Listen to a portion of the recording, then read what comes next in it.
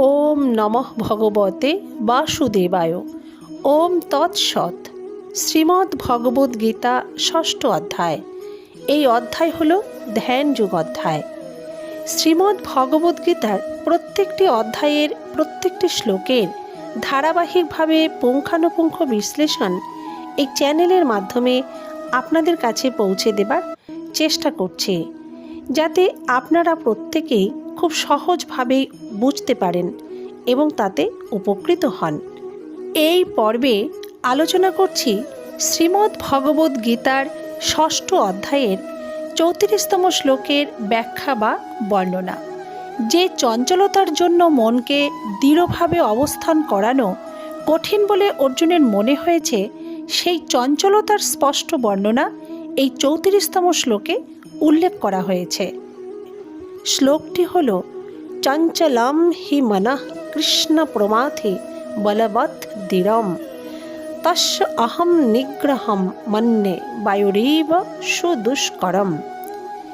এই শ্লোকের অর্থ হল, হে কৃষ্ণ, মন স্বভাবতই চঞ্চল, ইন্দ্রিয় বিক্ষোভকারী, বলবান ও দৃঢ়। এই মনকে নিগ্রহ করা অর্থাৎ দমন করা বায়ুকে রোধ করার মতোই সুদুষ্কর বলেই আমি মনে করি।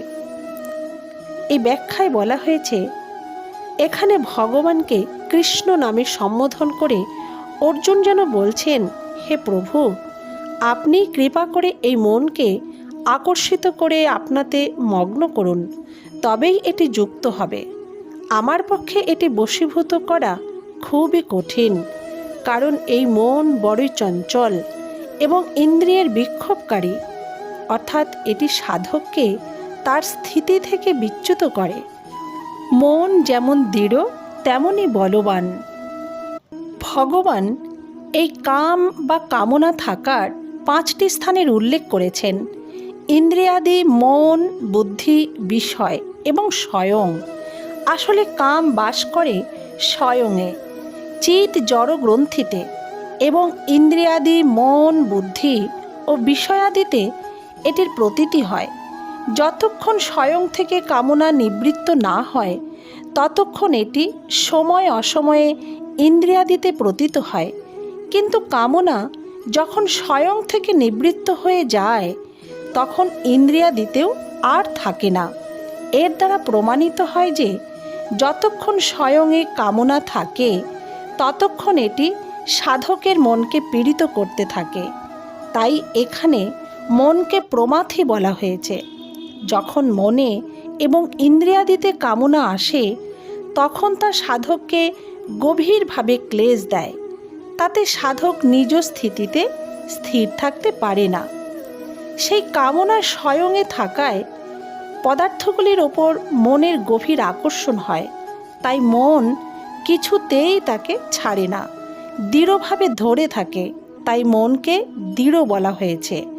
মনের এই দৃঢ়তা অত্যন্ত বলশালী, তাই মনকে বলবান বলা হয়েছে। এই যে মন এমনই বলবান যে সে সাধককে জোর করে বিষয়ের দিকে টেনে নেয়। শাস্ত্রে এত দূর পর্যন্ত বলা হয়েছে যে মনই মানুষের মোক্ষ বা বন্ধনের কারণ। মন এব মনুষ্যানাম কারণম বন্ধ মোক্ষয়। কিন্তু মনের এই প্রমথনশীলতা, দৃঢ়তা এবং শক্তিমত্তা তখনই থাকে যতক্ষণ সাধক নিজের মধ্যে থেকে কামনাকে সম্পূর্ণভাবে দূর না করেন।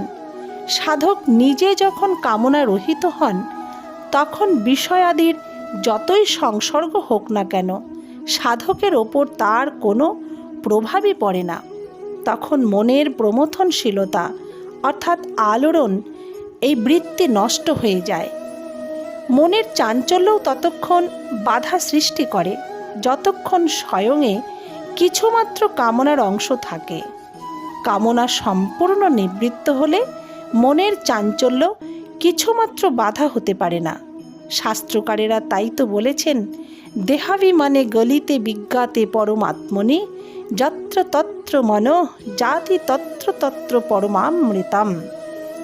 অর্থাৎ দেহাভিমান, এই যে জড়ের সঙ্গে আমিত্ব ভাব, এই আমিত্বভাব সম্পূর্ণ দূর হলে যখন পরম আত্মতত্ত্বের বোধ হয়, তখন মন যে যে স্থানে যায় সেই সেই স্থানেই পরম আত্মতত্ত্ব অনুভূত হয়। এর পরের লাইনটি হল তস্যাহম নিগ্রহম মন্যে বায়ুরীব সুদুষ্করম। এই শ্লোকটির বা এই লাইনটির অর্থ হল চঞ্চল প্রমাথি দৃঢ় এবং বলশালী মনের নিগ্রহ করা বা দমন করা অত্যন্ত কঠিন।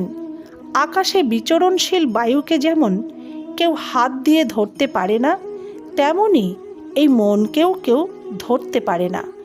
অতএব একে দমন করা অর্জুনের মহা দুষ্কর কাজ বলে মনে হয়েছে।